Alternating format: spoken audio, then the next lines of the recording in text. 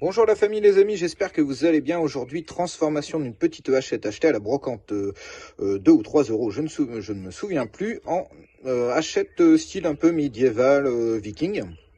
Donc j'ai déjà fait voilà, quelques tracés pour me donner un petit ordre d'idée un peu de ce que je voulais faire.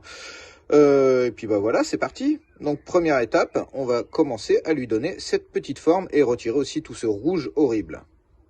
Je viens de faire ma première étape, donc comme vous pouvez voir, au final, j'ai pas suivi forcément ce que je devais faire, parce que j'ai trouvé que cette forme-là était plus sympa. Je vais sûrement rechanger au fur et à mesure, mais voilà, ça vous donne déjà une idée. Donc maintenant, je vais vraiment passer au nettoyage, tout ça, retirer le rouge, et puis voilà, on va déjà commencer à bien nettoyer tout ça. Moi, j'ai utilisé ça, donc c'est un disque à ébarber. Donc moi, je préfère ceci plutôt que... Alors, il y en a qui vont utiliser ce type de disque, qui vont faire des petites fentes comme ça et ensuite ils vont passer le disque à ébarber, ce qui est largement faisable. Juste moi j'ai pas une disqueuse qui est extrêmement costaud, donc dès qu'il y a un peu d'épaisseur ça commence à être un peu galère, donc du coup j'y étais directement avec ça, et puis je suis plus à l'aise avec ces disques là pour faire des arrondis et compagnie. Donc bah allez, c'est parti, deuxième étape.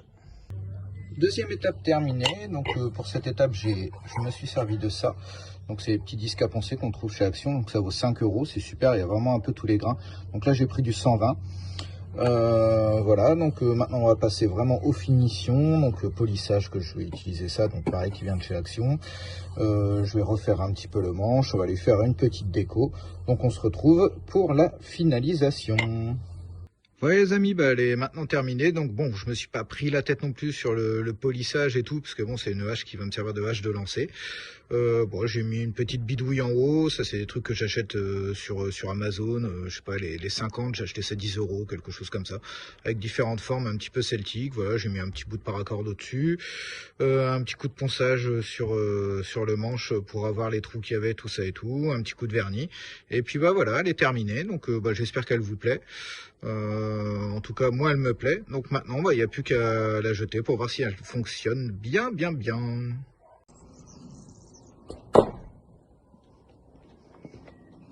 Eh bien, tout est opérationnel. Alors, si vous avez aimé la vidéo, surtout n'hésitez pas à mettre un petit pouce ou à vous abonner. À très bientôt.